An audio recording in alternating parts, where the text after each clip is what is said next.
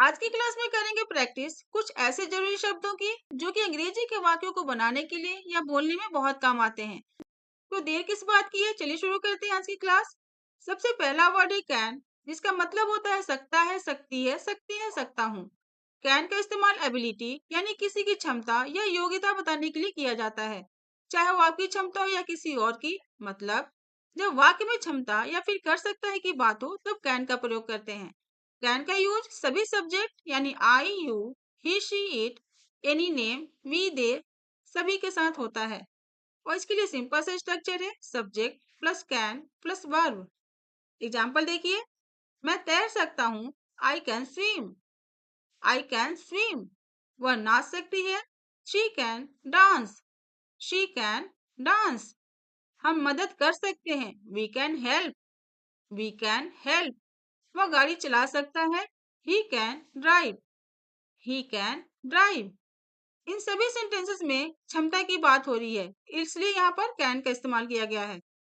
बात करते हैं कूड की। कूड का मतलब होता है सकता था, सकती थी, सकते थे। देखिए, कूड का इस्तेमाल दो तरीके से होता है। पहला तो इस्तेमाल ये है कि अगर वाक्य के अंत में सका, सकी, सके या पाया, पाई, पाए आए तब वहां कूड का इस्तेमाल किया जाता है। और दूसरा इस्तेमाल कूड कैन का पास्ट होता है और इसका इस्तेमाल पहले की क्षमता बताने, पोलाइट रिक्वेस्ट करने, संभावना बताने के लिए किया जाता है।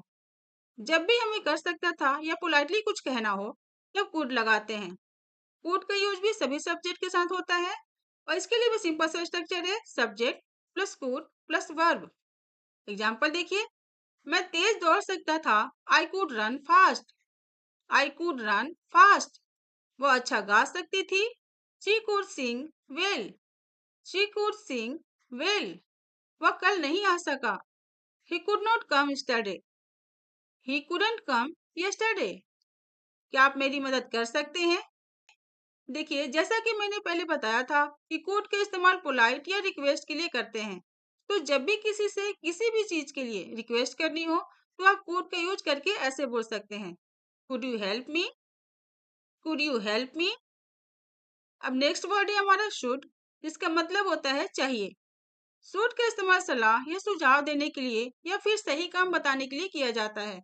जब हमें कहना हो ऐसा करना चाहिए तब शुड का प्रयोग करते हैं। यह डेली लाइफ में बहुत काम आता है। शुड का प्रयोग भी सभी सब्जेक्ट के साथ होता है और इसका भी सिंपल सा स्ट्रक्चर है, subject plus should plus verb.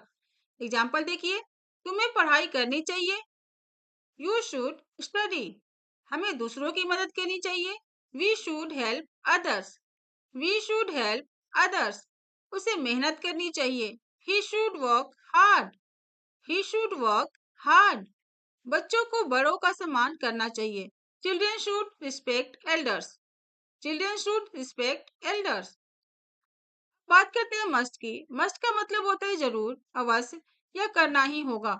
Must का इस्तेमाल किसी जरूरी काम, नियम या अनिवार्य जरूरत बताने के लिए किया जाता है। यह स्ट्रॉन्ग मीनिंग देता है कि अवश्य करना ही होगा, यानी जब कोई काम करना बहुत आवश्यक हो तब मस्ट लगाते हैं। मस्ट का यूज भी सभी सब्जेक्ट के साथ होता है और इसका भी सिंपल सा स्ट्रक्चर वही होता है, subject plus must plus verb. Example देखिए, तुम्हें नियम मानने चाहिए, you must follow rules. You must follow rules. हमें हेलमेट पहनना चाहिए, we must wear helmets. We must wear helmets. तुम्हें सच बोलना ही चाहिए, you must tell the truth. You must tell the truth. छात्रों को समय पर आना चाहिए, student must be punctual. Student must be punctual. अब सीखते हैं मे का यूज। मे का मतलब होता है सकता है, सकती है, सकते हैं, सकता हूँ। देखिए, कैन और मे की मीनिंग सेम होती है लेकिन इसके यूजेज में डिफरेंस है। कैन का यूज वहां होता है जहां एबिलिटी यानी कि योग्यता की बात कर रहे हो और मे का इस्तेमाल परमिशन यानी अनुमति लेने या देने के लिए किया जाता है। जब हमें फॉर्मल तरीके से यानी ऑफिस या स्कूल ऐसी जगहों पर क्या मैं कहना हो या परमिशन लेनी हो तब मे का प्रयोग करते हैं। मे का यूज भी सभी सब्जेक्ट के साथ होता है। एग्जाम्पल देखिए, क्या मैं अंदर आ सकता हूँ, मे आई कम इन। मे आई कम इन। क्या मैं एक प्रश्न पूछ सकता हूँ या पूछ सकती हूँ, may I ask a question. May I ask a question. क्या मैं आज जल्दी जा सकता हूँ या फिर जा सकती हूँ। May I leave early today, may I leave early today. तुम यहाँ बैठ सकते हो, यू मे सीट हियर। तुम यहाँ बैठ सकते हो, यू मे सीट हियर। अगला वर्ड है हमारा माइट। इसका मतलब होता है शायद या हो सकता है। माइट का इस्तेमाल कम संभावना या शायद बताने के लिए किया जाता है। जब हमें कहना हो शायद ऐसा हो, यानी जब हमें लगे कि कुछ भी हो सकता है और नहीं भी, तब माइट का यूज करते हैं। माइट का यूज भी सभी सब्जेक्ट के साथ होता है। एग्जाम्पल देखिए, वह आ सकता है, ही माइट कम। बारिश हो सकती है, it might rain, it might rain. वह जीत सकती है, she might win, she might win. वे देर से पहुंच सकते हैं, they might be late, they might be late. आज का मेरा लास्ट वर्ड है वुड। अगर वाक्य में पास्ट हैबिट यानी पहले की आदत, पोलाइट रिक्वेस्ट, ऑफर, इमेजिनेशन यानी कल्पना की बात हो, तब वहाँ वुड का इस्तेमाल किया जाता है। और जब भी वाक्य के अंत में करता करती करते या फिर गागे गी आए, तब भी वुड का इस्तेमाल होता है। एग्जाम्पल देखिए, क्या आप मुझे कॉल करेंगे, वुड यू कॉल मी।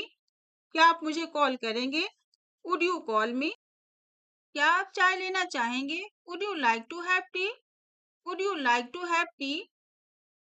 बचपन में मैं रोज खेलता था, I would play daily in childhood. बचपन में मैं रोज खेलता था, I would play daily in childhood. या फिर इसको ऐसे भी बोल सकते हैं, when I was young I would play daily, when I was young I would play daily. अगर मुझे मौका मिलता तो मैं सीखता, if I got a chance I would learn, if I got a chance I would learn. चलिए अब जल्दी से अभी तक हमने क्लास में जो भी सीखा है उसको रिवाइज कर लेते हैं।